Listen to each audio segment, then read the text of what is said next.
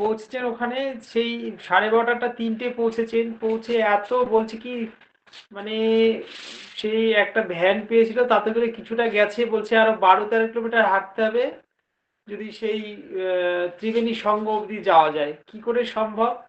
তারপরে যাই হোক প্রভুর ইচ্ছায় একটা ওই পাশে একটা পেয়েছে, আশ্রম পেয়েছে, সেটা হচ্ছে ভারত সেবা আশ্রমের। সেখানেই 3 তলায় যাই হোক একটা প্রভুর ইচ্ছা একটা ঘর পেয়ে গেছে। ওখানে ওনারা আজকে আশ্রয় নিয়েছে। এখন কালকে দেখা যাক কি হয়। আর 3 দিন থেকে ট্রেন বন্ধ, আর কালকে থেকে আর ট্রেন চলবে না। মানে বাইরে থেকে যাতে অনেক বেশি না ঢুকে যেতে পারে, আগের দিনে ঘটনা ঘটেছে তো, যার জন্য রেস্ট্রিকশন করে দিচ্ছে, লোকাল ট্রেন সব বন্ধ করে দিচ্ছে। মানুষের আবেগ ধরে রাখা যাচ্ছে না।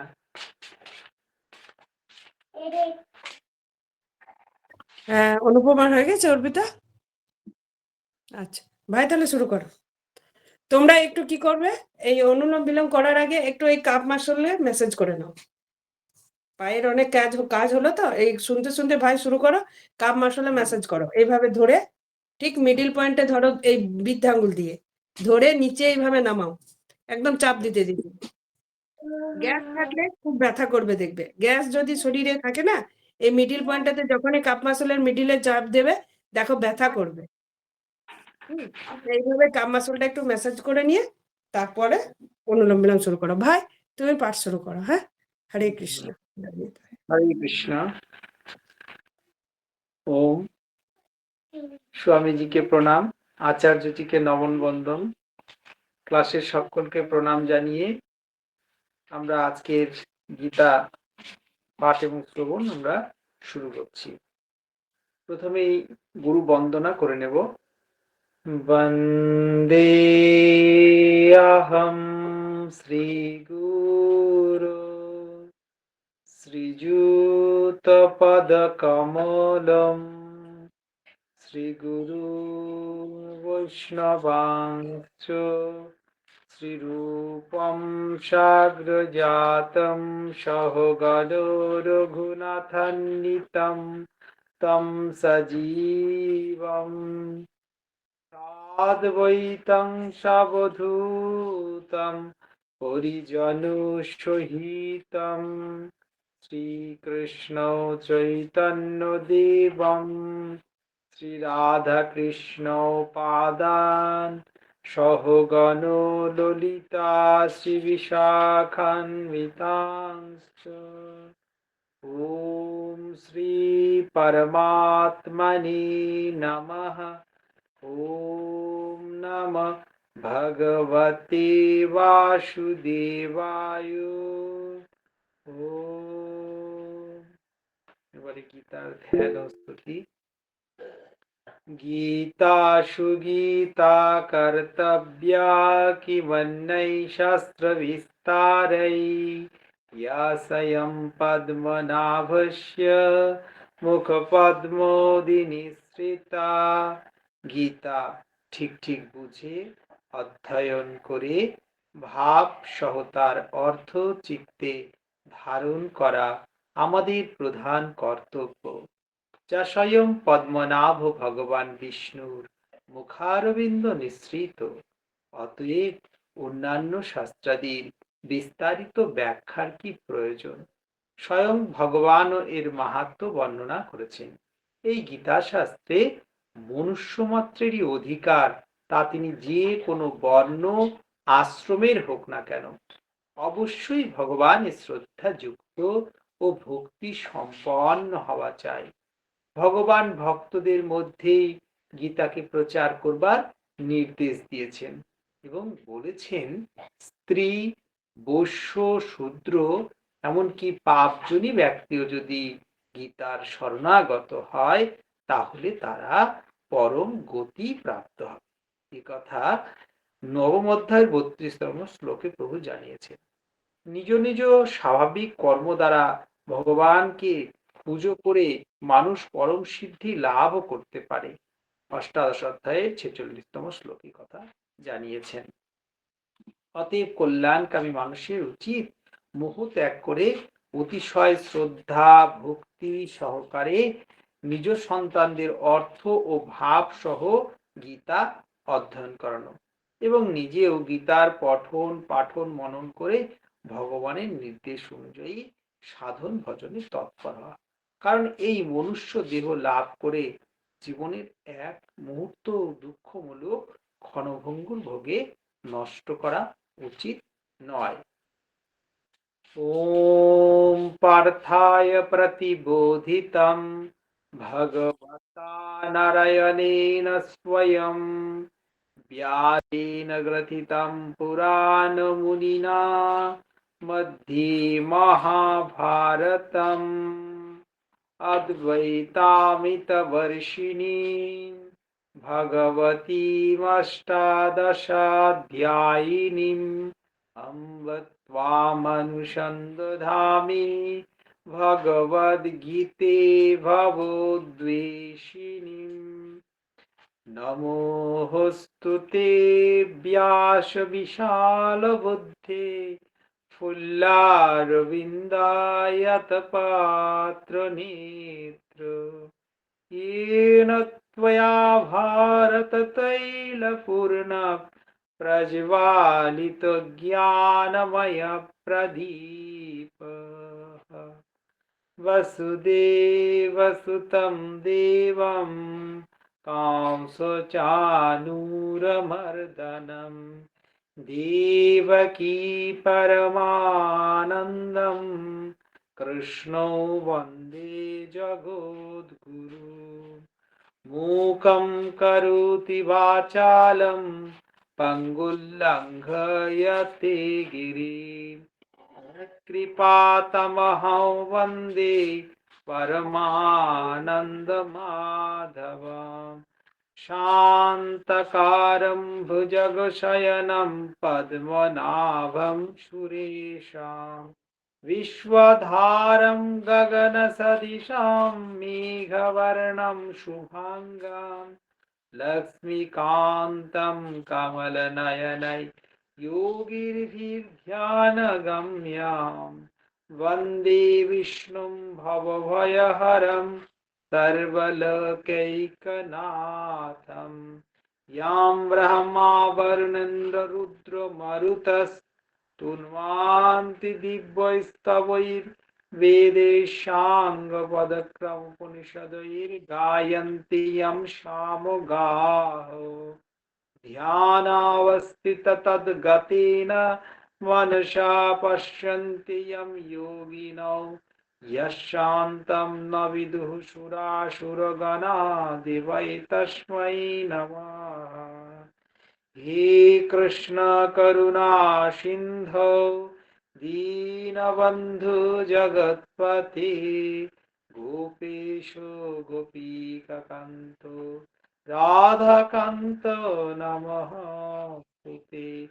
तप्त काञ्चन गौराङ्गी राधे वृन्दावनेश्वरी वृषभानुसुते देवी त्वं प्रणमामि हरिप्रिये। वाञ्छाकल्पतरुभ्यश्च कृपासिन्धुभ्य एव च पतितानां पावनेभ्यो সর্ববৈষ্ণবেভ্যো নমো নমো। আমরা শ্রবণ করছিলাম দ্বিতীয় অধ্যায় সাংখ্যযোগ।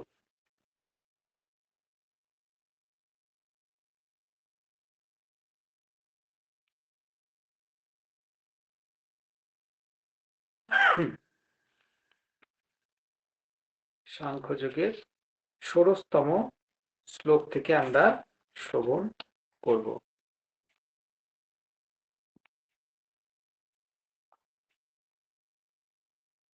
না সতো বিদ্যতে ভাব না ভাব বিদ্যতে সতঃ উভয়োরপি দৃষ্টন্তস্তন্নয়োস্ত্যর্থদর্শিভিঃ।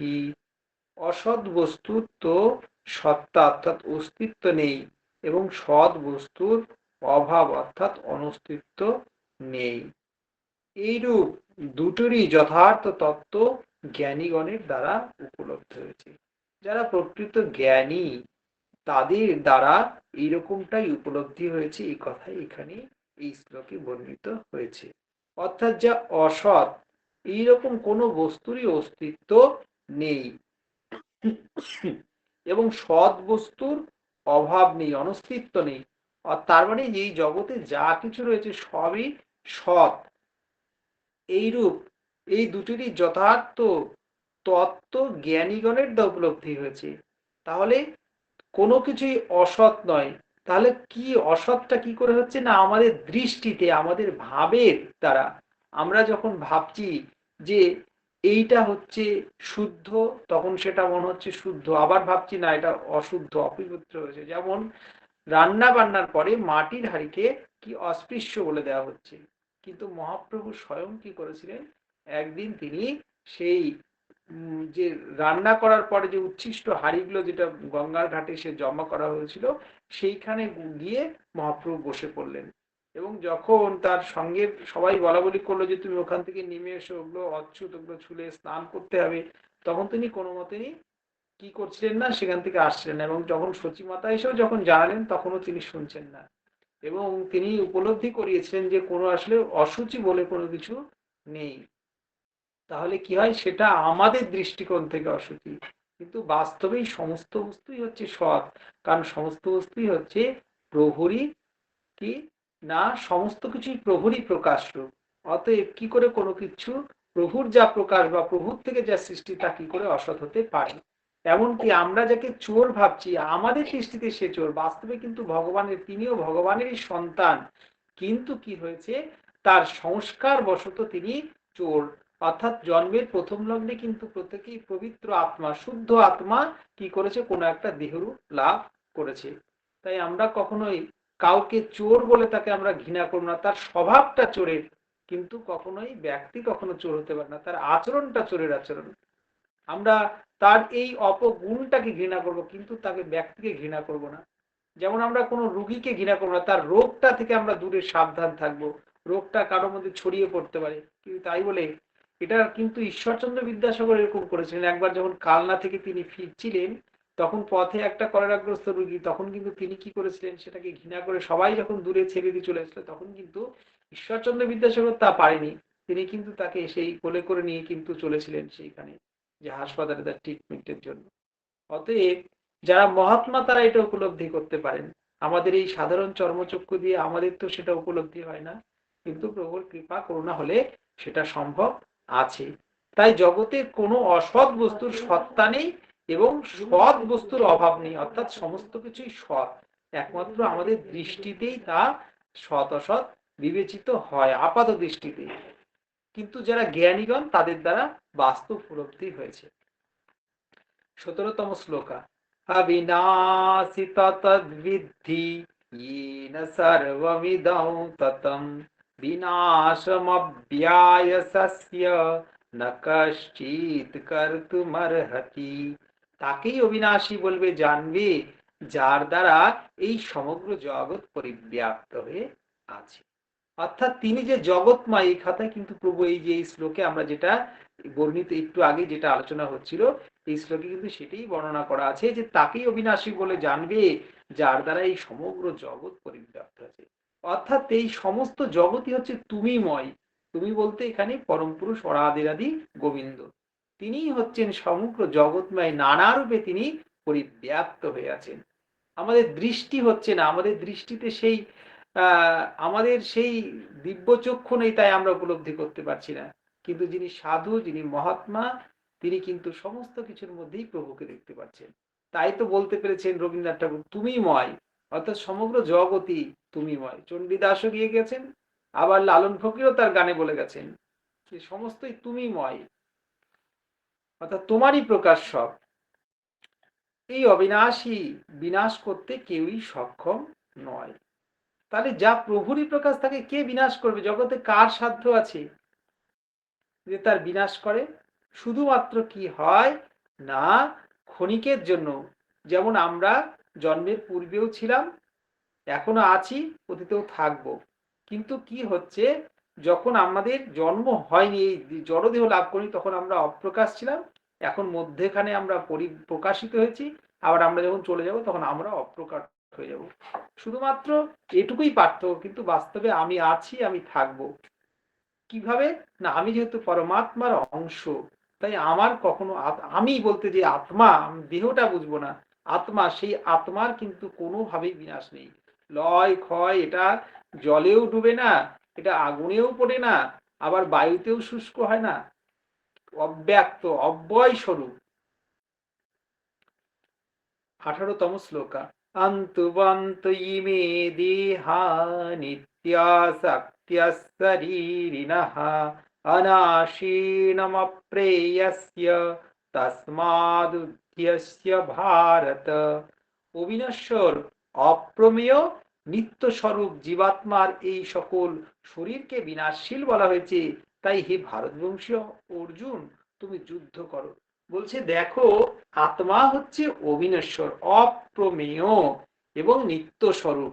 কি না, জীবাত্মা, জীবাত্মা কি, সেও জীবাত্মা নিত্য স্বরূপ, এটা পরমাত্মারই অংশ, অর্থাৎ আছে, থাকবে এবং থাকবেই, চিরকাল ছিল, আছে, থাকবে। তো সেই জীবাত্মা সকল শরীরকে বলছে শরীরটা বিনাশশীল, অর্থাৎ এরকম এই আত্মা কতবার শরীর ধারণ করেছে। আমরা হয়তো আজকে যাকে কুকুর বলে ঘৃণা করছি, যাকে মাছি বলে, যাকে যে কোনো মুহূর্তে মাছি মশা বলে মেরে দিচ্ছি, আমি হয়তো একদিন তাই ছিলাম। যদি আমরা সেরকম, যদি গান্ধারী মায়ের মতন আমরা যদি উপলব্ধি করতে পারি, তাহলে দেখতাম কোনো না কোনো জন্মে আমরাও মাছি মশা কুকুর বিড়াল আদি সবই আমরা হয়েছি।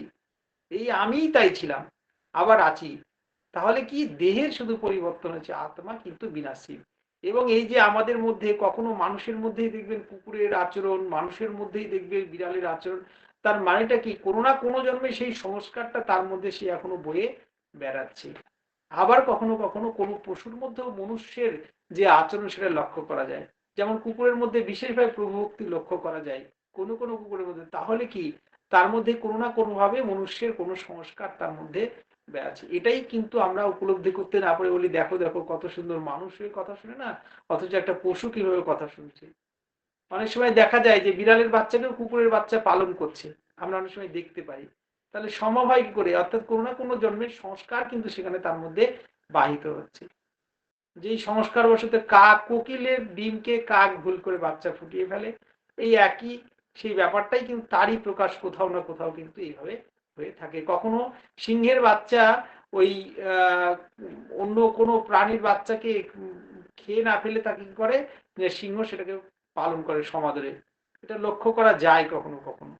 ঠিক যেরকমটা হয় মানুষের ক্ষেত্রে। কখনো কখনো কি করি আমরা, নিজের সন্তানকেও কেউ কেউ কি করছে সেই বন জঙ্গলের মধ্যে ফেলে দিতে দেখা যায়। আবার কোনো মা কি করছেন, সেই বন জঙ্গল থেকে তুলে এনে সেই অসুস্থ রোগী বাচ্চাকে ফেলে দিয়ে চলে গেছে, তাকেও সে আদর করে আগলে মানুষ করে তুলেন, মানুষের মতন মানুষ করে তুলেন।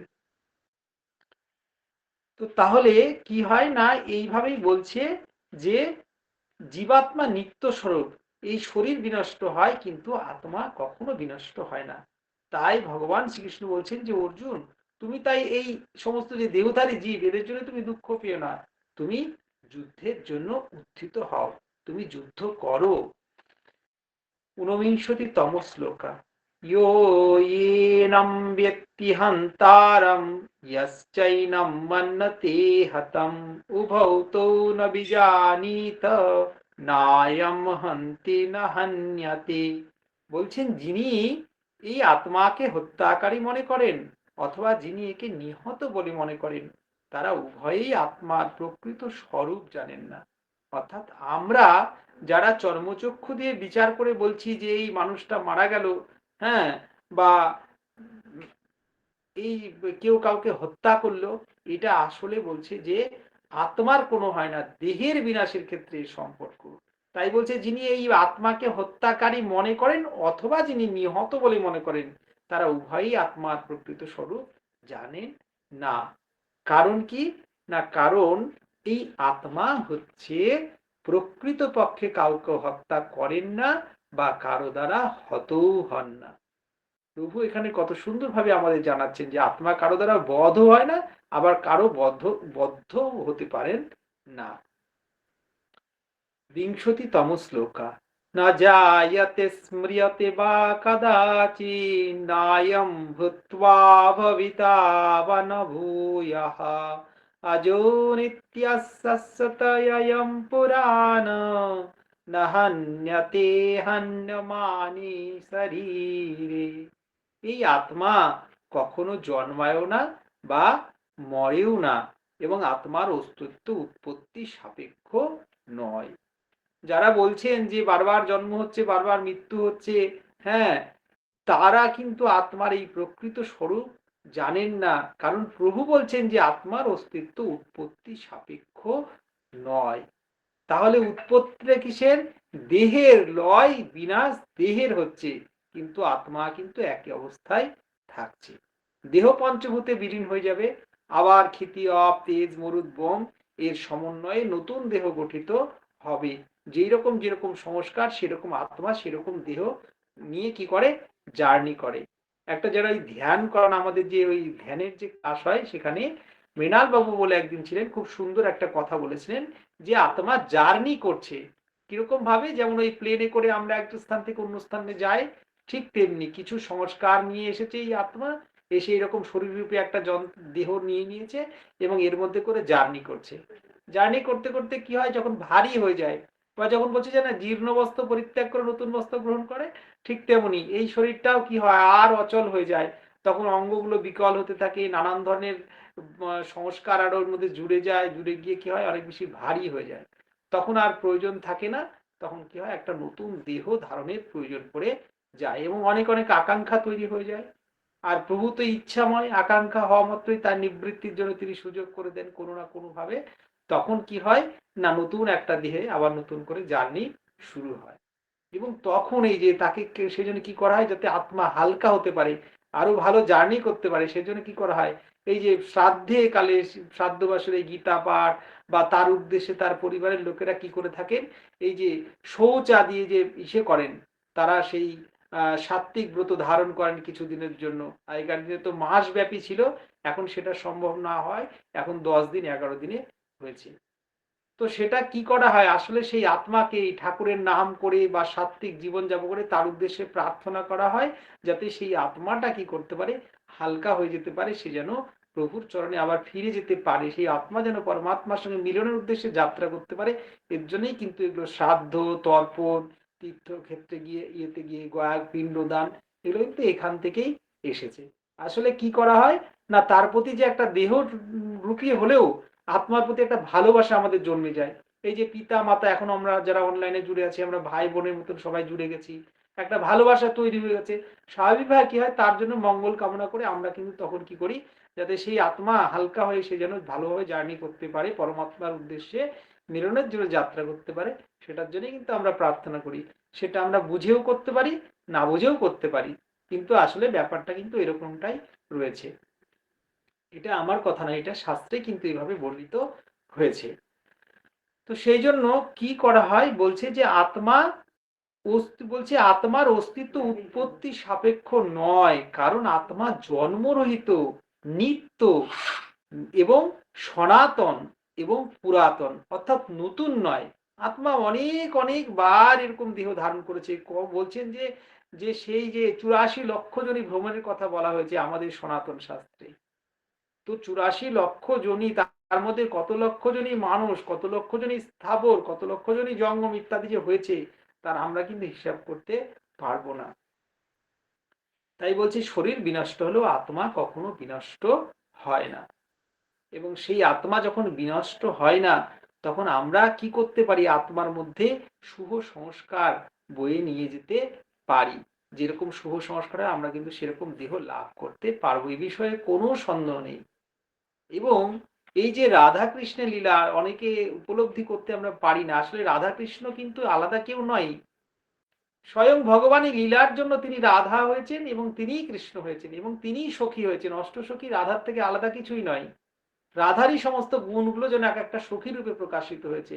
আসলে কৃষ্ণকে সমস্ত ভাবে সুখ দেওয়ার জন্যই কি হয়েছে? রাধা এত সখী রূপে। এটা তো প্রধানা, অষ্টপ্রধানা সখী। আসলে আরো আরো কত সখী রয়েছে, তাদের আমরা হয়তো নামই জানি বা জানি, হয়তো আমরা করতে পারছি না। আবার এরকমও হতে পারে যে আমরাও তাদের মধ্যে কেউ না কেউ আছি। বা ছিলাম সেই সময় প্রভুকে সাক্ষাৎ সেবা দেওয়ার জন্য। যারা আমরা উপলব্ধি করতে পারি ভজনের দ্বারা, তারা উপলব্ধি করতে পারি কি রূপে ছিলাম। তো এইভাবে বোঝা যায় যে আসলে তিনি কি করেছেন, তিনি লীলা খেলার ছলে তিনি কি করেছেন, এরকম ভাবে সৃষ্টি করেছেন। তিনি রাধা সৃষ্টি করেছেন, রাধার থেকে আবার সখীরা তৈরি হয়েছে, তাদের থেকে আরো সখীরা তৈরি হয়েছে। এইভাবে একটা খেলার জগৎ, মানে প্রয়োজন নেই কিন্তু খেলার ছলেই তিনি এরকম সৃষ্টি করেছেন লীলাময় এই জগৎ। এবং সেই জগতে যখন লীলাময়, তাহলে আত্মা তো তিনি এবং আমরা তার অংশ স্বরূপ, আমরা জীবাত্মা হয়েছি। আসলে পরমাত্মার উদ্দেশ্যে, মিলনের উদ্দেশ্যে কিন্তু আমাদের যাত্রা। যেমন ওই পাহাড় থেকে যেরকম করে নদীর সৃষ্টি হয় বরফ গলা জলে, আবার শেষে ওই সারা সমতল ভূমি ইত্যাদি অতিক্রম করে সমুদ্রে গিয়ে মিলিত হয়, সেখানে বাষ্পীভূত হয়ে আবার গিয়ে পাহাড়ে জমে, আবার জলাকারে বয়ে আসে। সেটা ওই জগদীশ চন্দ্র বসু তার অব্যক্ত প্রবন্ধে সুন্দরভাবে ব্যক্ত করেছেন বিষয়টাকে।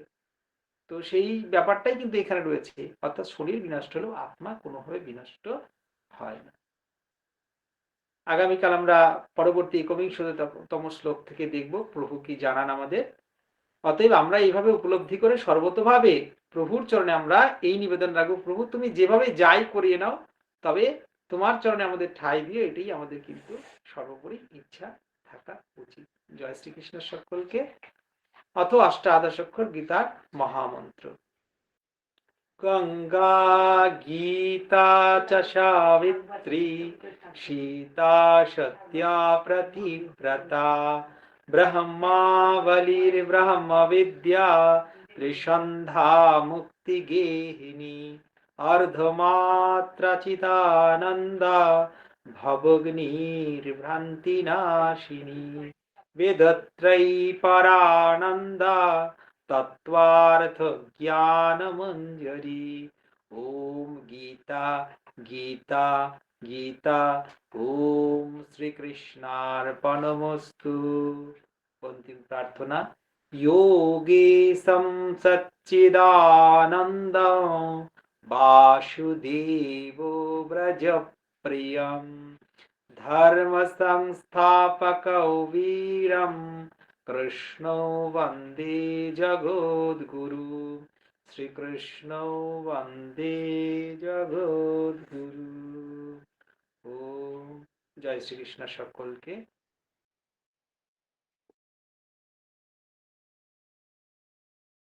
মামা তুমি শান্তি পাঠ করে দিতে বললো মা, করে নাও।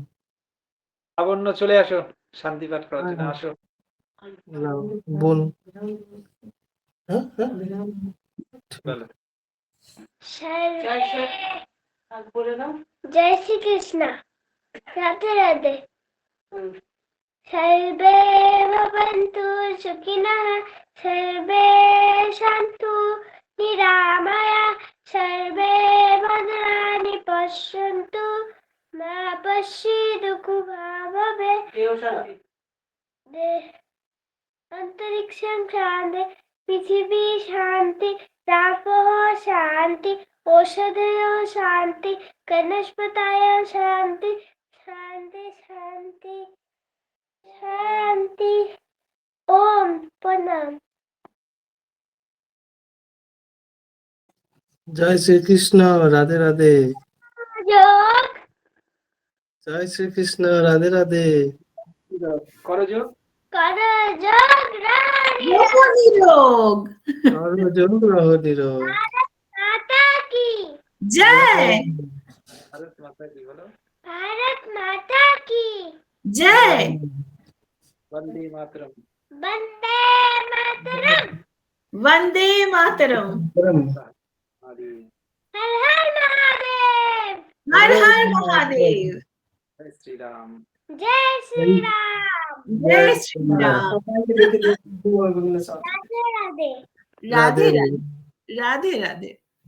মালাদি তুমি বলে দাও লাবণ্যকে যে কাজটা দিচ্ছো। कृष्ण कृष्ण हरे हरे राम राम राम हरे हरे। বলছি তুমি যে কাজটা সকালে লাবণ্যকে দিচ্ছিলে সেটা বলে দাও। মালাদি অডিও অন করো, অডিও অন করো। হ্যাঁ, এটাই বলছি যে এই ক্লাসের প্রতিদিন শান্তিপাঠটা তুমিই করবে, হ্যাঁ? জয় শ্রীকৃষ্ণ। জয় শ্রীকৃষ্ণ। জয় শ্রীকৃষ্ণ। মালা আন্টি বলেছে, বলছে লাবণ্যর মুখে এত সুন্দর লাগে কি বলবো। আমি বললাম ঠিক আছে, তাহলে লাবণ্য দিদিভাইকে এই কাজটা দেওয়া হোক। একদম। খুব ভালো লাগে আমাদের সবার শুনতে। খুব দুষ্টু। না না, একদমই দুষ্টু নয়, একদমই দুষ্টু নয়। আচ্ছা মামা, হ্যাঁ, একটা প্রশ্ন ছিল যে ওই যে তুমি বললে না যে ওই চোরকে ঘৃণা করো না, চোরের যে গুণটা যেটা রয়েছে, তো এই জিনিসটা ক্লিয়ার ঠিক করতে পারলাম না, যে একটা যদি এক্সাম্পল দিয়ে যদি বোঝাও একটা। এক্সাম্পল না, হুম, অর্থাৎ আমাদের কারো দোষটা কি হয়েছে, আমরা কিন্তু প্রথমে কিন্তু যখন জন্মের প্রথম লগ্নে আমরা কিন্তু প্রত্যেকেই শুদ্ধ, সবাই কিন্তু পবিত্র শিশু ছিলাম। হুম, কিন্তু কি হয়েছে, আমাদের মধ্যে যেরকম সংস্কার, আমরা যেরকম পরিবেশ পেয়েছি, হুম, অর্থাৎ সে যে আজকে যে চোর, তাকেও যদি আমরা একটা সাধুর সঙ্গে তার যদি জীবনটা অতিবাহিত হতো সেই বাল্য বয়সটা, তাহলে সেও সাধু হতে পারতো। হুম, আবার সে আজকে যে চোর, তাকেও যদি আমরা সাধুর সঙ্গ করাতে পারি, তাহলে তিনি কিন্তু মহাত্মা সাধু হয়ে যেতে পারেন। তাহলে কি হুম, তার হুম, মধ্যে সংস্কারটা যে কোনো মুহূর্তে কি করে দেওয়া উচিত, সংস্কারটা পরিবর্তন করে দেওয়া সম্ভব। তাই আমরা তার যে গুণ, এই যে চৌর্য বৃত্তি করেছে, এইটার প্রতি আমরা ঘৃণা করব। কখনোই তাকে আমরা যদি ঘৃণা করি, তাহলে কোনোদিন সে আর এই শুভ সংস্কারের সুযোগ পেতে পারবে না। হয়তো তার মধ্যে আজকে সংস্কারটা কোনোভাবে কারোর মধ্যে চলে এসেছে, সে কাউকে দেখেছে চুরি করতে যেতে, এরকম করে চুরি করে সহজে পাওয়া যায়, তাই সে চুরি করেছে। যেমন একটা আমরা ওই গল্প শুনি ওই সুভাষিতা ইত্যাদি থেকে, যে কোনো একবার কেউ একজন গাড়িতে যাচ্ছে, তখন তার পকেট মারি হয়েছে। তো তার মধ্যে যদি শুভ সংস্কার থাকে, তখন সে কি করবে, বলবে না আমার সাবধান হওয়া উচিত ছিল, আরো বেশি করে সাবধান হওয়া উচিত ছিল। এরপর থেকে যখন আমি ট্রেনে বা বাসে জার্নি করব, আমি সে একদম সাবধানভাবে আমার টাকা পয়সা সব নিয়ে যাবো, যাতে করে এটা আর না ঘটে, কোনোভাবে যাতে খোয়া না যায়। তার এটাও মনে হবে না যে না না চুরি হয়নি, হয়তো ভুলবশত কোথাও পড়ে গেছে। কিন্তু যদি সংস্কারটা খারাপ থাকে, তাহলে ভাববে বাহ, এরকম পকেট মানি করেও টাকা ইনকাম করা যায়, তাহলে আজকে যে আমার পকেট মানি গুলো, তার তো সে কত টাকা এইভাবে সহজে উপলব্ধি করলো, কষ্ট করতে পার, তাহলে এইভাবে তো আমিও এরকম করে কালকে থেকে পকেট মানি, সেভাবে হয়তো পরের দিন থেকে পকেট মানি শুরু করে দিতে পারে, যদি তার সংস্কারটা খারাপ হুম, থাকে। তো সেই জন্য সংস্কারটা কিন্তু তার যে যেরকম পরিবেশ পেয়েছে, সে জন্মানোর পর থেকে সেরকম তার মধ্যে হয়ে যায়। এই যে যেমন আমরা এই যে গীতা পারায়ণ করছি ইত্যাদি, তাই কিন্তু লাবণ্য যে যেটুকু সৌভাগ্য হয়েছে তোমাদের সবার সঙ্গ করার ফলে, ওর মধ্যে কিন্তু এই যে গীতার মন্ত্র পাঠ বা এগুলো, এটা ওর মধ্যে ওই এসেছে। তো এরকম হুম, ভাবে বাচ্চাদের মধ্যে যদি শুভ সংস্কারগুলো চলে আসে, সেই জন্য কারো অপগুণটা, তার গুণটা অপগুণ, কিন্তু সে কখনোই খারাপ নয়। হুম, এটাই হুম। আমি বোঝাতে চাইছিলাম। জয় শ্রীকৃষ্ণ। জয় শ্রীকৃষ্ণ। আচ্ছা, হ্যাঁ মনে পড়লো, ওই যে মহর্ষি বাল্মীকি প্রথমে দস্যু ছিল, হ্যাঁ, দস্যু ছিল, তারপরে ওই রামায়ণ এই। দস্যু থেকে তিনি হয়েছিলেন, সেটা হুম, প্রথমে কিন্তু তার রাম নাম আসেনি, হুম, সেটা কিন্তু হুম, মরা মরা হতে হতেই কিন্তু তার রাম এসেছিল। হুম, হুম, আমরা হুম। হতে হতে রাম রাম। হ্যাঁ। ঠিক ঠিক ঠিক ঠিক, হ্যাঁ ক্লিয়ার ক্লিয়ার একদম। জয় শ্রীকৃষ্ণ, রাধে রাধে মামা। চলো এটা সকলকে অবশ্যই, জয় এটা আমরা শ্রীকৃষ্ণ। বলছি, এটা বলা হচ্ছে, কিন্তু এটাও কিন্তু মানে সেটাও অনেক বেশি তপস্যার পরে এটা আমাদের মধ্যে আসবে, অত হুম, সহজে কিন্তু আসবে না। এটা এটা আমাদের ভাবতে ভাবতে, এরকম আলোচনা করতে করতে যদি সংস্কারটা আমাদের শুভ হয়ে যায়, এটাও আমাদের মধ্যেও একটা কুসংস্কার, যে আমরা হট করে কারোর দোষ দেখেই বলছি, তাকে দোষী সাব্যস্ত করে দিচ্ছি। হুম, তার মানে দোষী সাব্যস্ত করাটাও কিন্তু আমাদের একটা অপগুণ বলতে হবে, হুম, এটাও একটা কুসংস্কার আমাদের মধ্যে। কিন্তু যদি ঠিক। আমাদের মধ্যে ভালো সংস্কার থাকে, তাহলে আমরা তার দোষটা না দেখে আমরা তার গুণটা দেখার চেষ্টা করব। এই যে বলা হয়, কিন্তু বাস্তবে আমরা তা দেখতে পাই না। কেউ আমাদের প্রতি একটু অন্যায় করলে আমরা এত রেগে যাই তার প্রতি, এবং কতক্ষণে তাকে শাস্তি করতে পারবো, আমি কতক্ষণে জিততে পারবো, এটাই হুম, কিন্তু তখন আমাদের মধ্যে একটা চলতে থাকে, এবং হেরে গেলে খুব অপমানিত বোধ হয়। তো যদি জয় ভালো শ্রীকৃষ্ণ। সংস্কার থাকে, তাহলে কিন্তু কোনোভাবেই অপমানিত বোধ তখন কিন্তু আমাদের আর হবে না। হুম, হুম, হুম, জয় শ্রীকৃষ্ণ। ঠিক। ঠিক ঠিক। চলো।